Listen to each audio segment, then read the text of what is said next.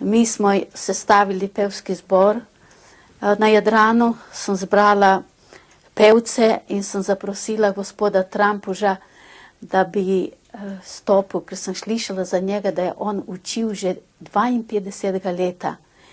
In so ga nekateri celo napadli, ker je učil pesem Buči, buči morja Adrijansko, od nekdaj bilo vse slovansko. In so počakali ga nekje z avtom, ga niso pustili naprej, zvlekli ven in prebutali. In je rekel, nikdar več ne bom stopil med Slovence in ne bom več učil slovenske pesmi. No, jaz sem to slišala za njega, mi je tudi srečala sem ga na enem zborovanju in sem ga snubila, da bi prišel na Jadran učiti petje. In to mi je povedal, je rekel, ne bom. Sem rekel, v redu, vi ne boste, jaz se bom obrnila pa do enega severnega Italijana iz severne Italije, ker tudi če ne zna slovensko, melodijo bo pa poznal in note, ker on vodi pevski zbor, sem ga jaz spoznala, ko sem v knjižnici delala v Fuckraju. Ne, je rekel, Italijani pa ne bojo učili našega pevskega zbora, je rekel, mojemu očetu so vzlivali petrol v usta, ko je pev in ko je vodil zbor nekje na Primorskem. No, in je rekel, jaz bom učil. In je on pristopil in ustanovil Jadran, pevski zbor Jadran.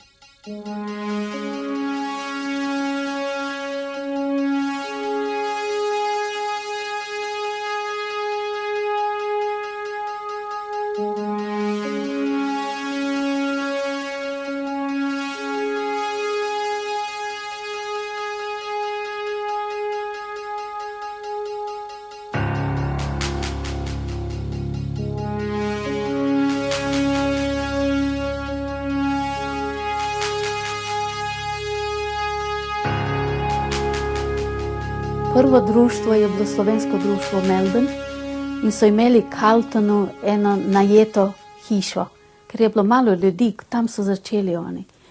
No, potem so kupili zemljišče in si napravili stavbo in v tem času je potem prišlo predvsej navzkriž, ker so avstralska vlada je zelo zaostrila vožnjo in na cesti. In naši fantje, ko so prišli skupaj, so radi popili. In če so vozili dolge poti, je bilo v nevarnosti, da jih bodo tudi dobili pod vplivom alkohola. In potem jim vzamejo dovoljenje za 2 leti, za 10 let, kako bojo šli na delo. Avstralija ni v Sloveniji, tu se morajo voziti tudi 150 km za na delo. In tako so rekli, mi ne bomo več se vozili tako daleč tja, ker večina tisti, ki so slovensko društvo Jadran ustanovili, so na zahodnem, severozahodnem delu Melbourna. In so rekli, mi bomo si ustanovili svoje društvo tu blizu, kjer nas je največ. In to je največ Primorcev. In so si ustanovili ta Jadran. Seveda, po eni strani je bilo to, po drugi strani pa je, Primorci smo zmeri menda najbolj trmasti, ali pa tudi zato, ker smo šli skozi 25 let pod pritiski Italijanov in totalno drugače mislimo glede tega, menda, kot mislijo tisti, ki niso šli skozi 25 let tega pritiska. In so se bolj počutili med sabo skupaj. In jaz se spomnim, ko so me poklicali leta 1970 v neko garažo v East Killer, to je severozapadni del od Melbourna.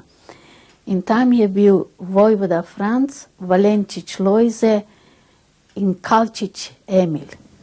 In so me povabili na ta sestanek, ker so vedeli, da nekaj angleščine tudi znam, ker so že vedeli, da hodim, da študiram, da bi jaz napravila, pojasnila, da hočemo ustanoviti klub in kakšen bo naš cilj, ker občina, pod kateri je ta klub spadal, je zahtevala, kaj bomo na tem klubu delali. Ker v tistem času nedaleč v naših pojmih, tu v Avstraliji, je bila velika neprijetnosti so se godile, ker je Hrvati, nekateri ustaši so bili takrat, so delali neke vaje. In so poslali tudi nekatere ljudi v Jugoslavijo. Menda boste se spomnili, da je celo ena bomba ranila eno študentko v kinodvorani v Beogradu. No, te so polovili v Bosni, se mi zdi, te ljudi, in Avstralci so se bali, da tu bo spet en tak klub, ki bomo imeli vojaške vaje. In zato so rekli, da moramo napisati točno, kaj bomo delali na tem klubu. In so mene povabili, da bi jaz to napisala, da pošljem na občino. In tako smo tudi naredili. Potem pa so se uprli, ne občina, ampak ljudje, ki okrog živijo, so farmerji, da bomo onesnaževali, da bomo imeli velike, ne vem, kakšne prireditve in kričali in pili, da oni ne bojo mogli spati. Vse to smo mogli potem pojasniti, da nam so dovolili, da kupimo to zemljišče, ker smo se ga zbrali. No, in potem prišlo dovoljenje, da lahko, in 70. leta smo začeli že čistiti to zemljišče in delati. 71. leta smo že gledali, kako bomo napravili slovensko šolo, ker je bilo precej otrok takrat. In sem rekla, v redu, jaz bom bila odgovorna za šolo. In treba je povedati, da so to bili časi, ko je bilo ogromno otrok te druge generacije. Koliko ste jih imeli, tudi 90? 85 jih je bilo. Tako da smo mogli dopoldansko grupo, sem imela 2 razreda in popoldne 2 razreda. Sem bila referent za kulturo, to se pravi za šolo in za prireditve, za odkritje spomenika, tako sva s predsednikom takratnim Hermanom. To je bilo pa že kasneje, to je bilo 79. odkrili spomenik Otonu Župančiču in kip je naredil kipar Zdenko Kalin. In to je že zgodovina, ki ima tudi madeže. In tako kot smo pri raziskovanju nasprotij med različno mislečimi avstralskimi Slovenci zdaj že navajeni, tudi v Melbournu ni šlo brez političnih prepirov, obtožb in zamir. Ko sva se z Hermanom poslala že vabila naokrog, to je bilo 2 meseca pred odkritjem, na vse društva v Avstraliji, ne samo v Viktoriji, so zvedeli, da bo odkritje spomenika in nekaterim to ni bilo všeč, ker smo imeli povezano z domovino in da nam je vsilila domovina in dala zastonj spomenik pod pogojem, da bomo dvignili komunistično zastavo na Jadranu. In to ni se tukaj končalo. Šlo je pismo okrog, ki ga imam tudi tukaj, po vsej Avstraliji na društvih in celo na moje delovno mesto, ker sem bila takrat že knjižničarka, je prišla oseba, slovenska oseba s časopisom, ustaškim časopisom, z obtožbo, da jaz sem plačana od komunistične partije Jugoslavije, da širim komunizem v Avstraliji, da delam pod vodstvom Dolanca in zarukanega kozla Cirila Zlobca, da sem prebežala in da vsi vedo, zakaj sem zbežala v Avstralijo. Zbežala so dali pod narekovaje. Jaz nisem nikakor zbežala, jaz sem prišla 66. leta s dovoljenjem, pa tudi če bi zbežala, zakaj bi mogla poli širiti tukaj komunizem.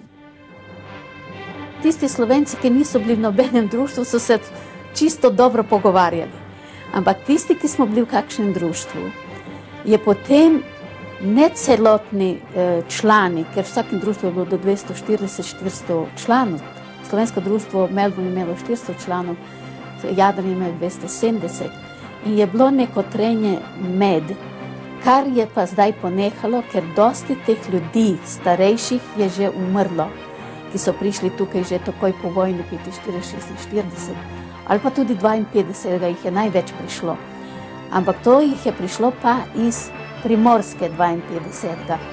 Vi ste imeli prav nekaj konkretnih težav. Prva pesem je bila ta, da ko smo odkrili spomenik Otonu Župančiču, seveda smo dvignili tudi slovensko zastavo, ki je veljala takrat s zvezdo, in dvignili avstralsko zastavo.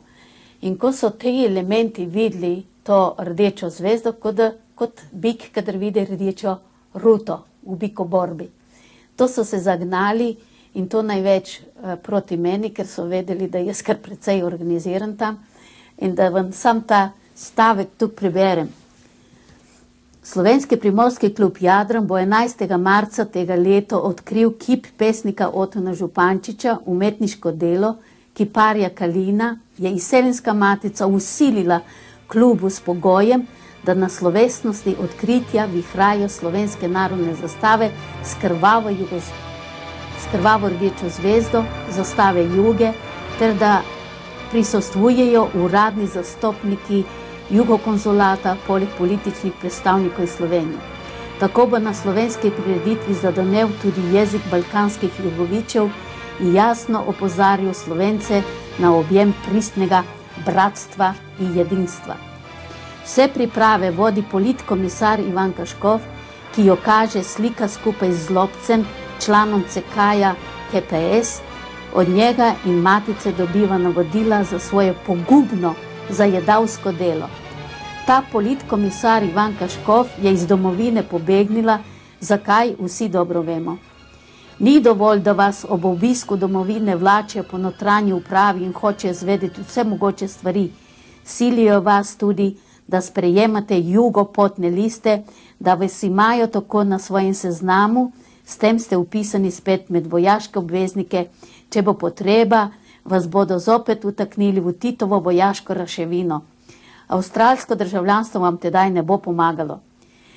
Tukaj pa vas hočejo spraviti pod zahrbtno kontrolo zatelebanih političnih priganjalcev v klubih, ki jih tajno dirigira partija. Ti politični kulturniki imajo zelo trdo kožo, da se še naprej silijo med avstralske Slovence, ki jih je Zlobec imenoval skupina brez kulture. Morda mislijo, da nam bodo v svojih praznih cekarjih prinesli kulturo in jih s političnim žlobudranjem, ki ga niti sami ne razumejo, pokulturili. Mislimo, da bi Primorci bili bolj zadovoljni s kipom svojih rojakov Kosovela ali morda Gregorčiča, kot pa z Župančičem, komunistično-fašističnim preliznjancem. Pametni Slovenci ne gredo na take limance in ne hodijo na politične slovesnosti, ki se ponavadi spremene v kulturno-politično samoupravni cirkus. Na koncu pa še zanimivosti. Možakar na levi je Stane Dolanc, glavni sekretar vseh jugokomuncev. V njihovih vrstah se javno govori, da je bil Stane zelo navdušen član Hitlerjugenda vse do 1943, ko se je presedlal k partizanom. Pred vstopom v partijo se je sam izpovedal in priznal svojo grdo nacistično preteklost. Pričakujemo, da bo pri prvi rotaciji odrotiral v politično ropotarnico. Mogoče bodo politični predstavniki iz domovine naših očetov o tem kaj več vedeli povedati, če so ga že odžagali. Slovenski odbor SA 12.2.79. Se pravi, da je bila ta politična propaganda in ribarije dokaj ostre. Zelo. Ampak vi ste vse skozi učili, pisali. Zanima me, kdaj ste se lotili tudi daljših tekstov. Navsezadnje študirali ste zgodovino, pisali ste zgodovino naseljevanja Avstralije, kaj vse in vzgajali seveda oba dva otroka. Oba dva sta danes že odrasla in zelo uspešna. Mislim, da vam to veliko pomeni. Jaz mislim, da sila, energija, da je v meni samo narava dajala in samo ljubezen do slovenske besede in do tega ljubezen do otrok. Jaz sem jim rekla, zdaj pred 14 dnevi so se zbrali spet na Jadranu, smo jih sklicali skupaj. Jaz sem rekla jim, vi se meni zahvaljujete s tem šopom rože, ki ste jih videli, ko sem vas čakala na cesti, to so mi dali pred 14 dnevi. Se zahvaljujete, da vam je dosti pomagalo znati še en jezik, da ste postale v aviaciji, tiste, kako reče, stewardese, da se delate na banki, ker znate več jezikov. Se nekaj, jaz pa se vam moram zahvaliti. Vi ste bili moje tablete. Če jaz vas ne bi imela, jaz bi morala k zdravniku in bi me pitali s kemikali.